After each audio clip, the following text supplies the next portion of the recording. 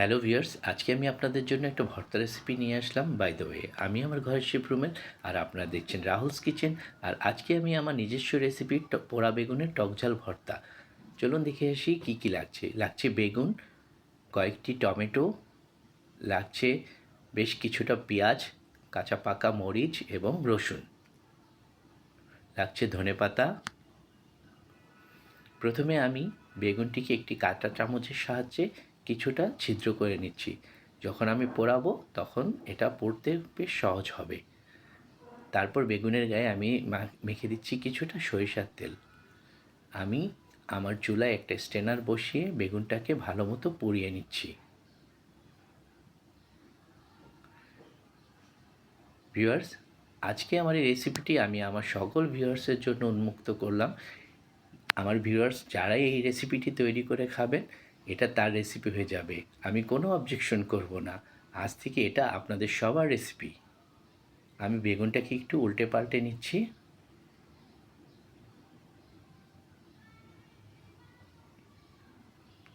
বেগুনটা কিন্তু আমার পোড়া হয়ে গেছে। আমি কাঁটা চামচ দিয়ে একটু দেখছি কতটা নরম হয়ে আসছে, আপনারা দেখতে পাচ্ছেন।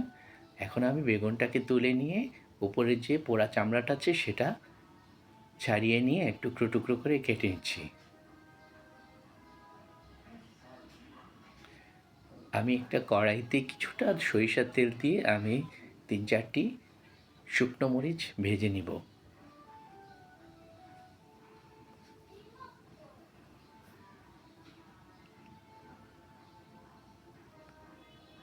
মরিচটা আমার ভাজা হয়ে গেছে, আমি এখন তুলে নিচ্ছি।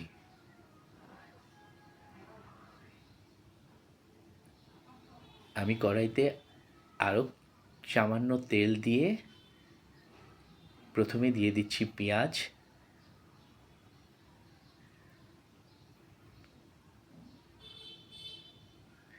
দিয়ে দিচ্ছি কাঁচা পাকা মরিচগুলো, সেই সাথে দিয়ে দিচ্ছি আমি রসুন কুচি। সব কিছু ভালো করে একটু ভেজে নিচ্ছি।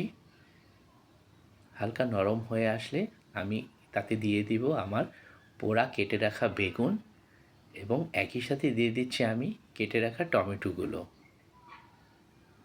ভিউয়ার্স, আমি সব কিছু দিয়ে ভালো করে একটু ঢেকে রান্না করব বেশ কিছুটা সময়ের জন্য, যতক্ষণ পর্যন্ত টমেটোটা একদম গলে না আসছে। আপনারা সামনে পহেলা বৈশাখ আছে, এই রেসিপিটি বাসায় বানিয়ে ভাতের সাথে গরম ভাত কিংবা পোলাও কিংবা বোয়া ভাতের সাথে খেতে পারেন। দারুণ লাগবে, আমি একদম গ্যারান্টি সহকারে বলতে পারি। আচ্ছা, আমি সব কিছু নেড়েচেড়ে একটু ঢেকে দিচ্ছি। আমি ঢাকনাটা তুলে আবার কিছুটা একটু নেড়েচেড়ে দিব। আমার অনেকটা পানি শুকিয়ে আসার সময় হয়েছে, দেখতে পাচ্ছেন যে অনেকটা শুকিয়ে আসছে। আমি আবারও ঢেকে কিছুক্ষণ রান্না করব। ঢাকনাটা তুলে আমি আবার কিছুক্ষণ মেশাবো। সব কিছু ভালো করে মিশিয়ে নিচ্ছি।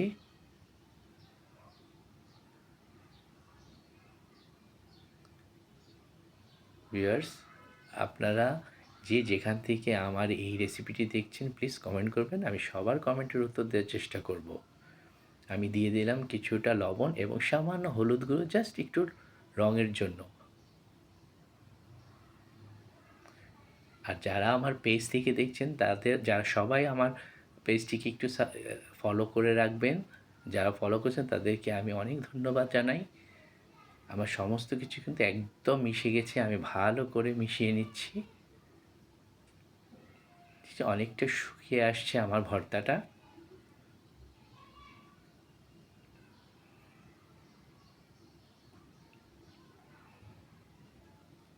এই পর্যায়ে আমি আবার কিছুটা রসুন কুচি দিয়ে দিচ্ছি,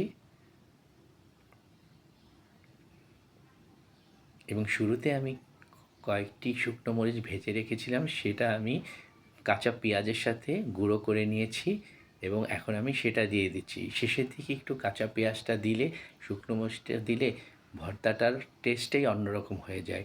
যখন আপনি খাবেন দাঁতের নিচে একটু হালকা একটু পেঁয়াজটা একটু পড়বে, কী যে মজা, আপনি না বানিয়ে খেলে বুঝবেন না। আমি এখন সেগুলো মিশিয়ে নিচ্ছি। আমার কিন্তু মোটামুটি রান্নাটা কমপ্লিট। এখন আমি দিয়ে দিব, উপর থেকে দিয়ে দিচ্ছি আমি ধনেপাতা কুচিগুলো। ধনেপাতা কুচি দিয়ে আমি ভালো করে মিশিয়ে নিচ্ছি। ভিউয়ার্স, যারা আমার এই রেসিপিটি ইউটিউব চ্যানেল থেকে দেখছেন, যারা সাবস্ক্রাইব করেননি তারা সাবস্ক্রাইব করে বেল বাটনটি চাপ দিয়ে রাখবেন, আর যারা করেছেন তাদেরকে অনেক ধন্যবাদ। বাজে, এখন আমি উপর দিয়ে কিছুটা কাঁচা সরিষার তেল দিয়ে মিশিয়ে নিচ্ছি।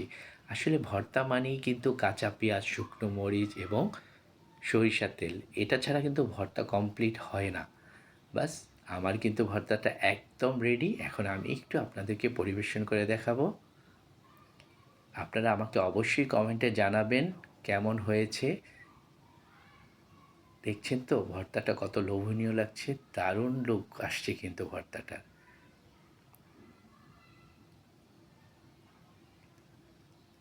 ভিউয়ার্স, ভালো লাগলে সবাই লাইক কমেন্ট করবেন এবং শেয়ার করে দিবেন। আজকে এই পর্যন্তই। আপনারা সবাই ভালো থাকবেন। আমি আবারও ভিন্ন একটি রেসিপি নিয়ে আপনাদের মাঝে চলে আসব পরবর্তী সময়ের জন্য। আপনারা সবাই ভালো থাকবেন, আমার জন্য দোয়া করবেন। আল্লাহ হাফিজ।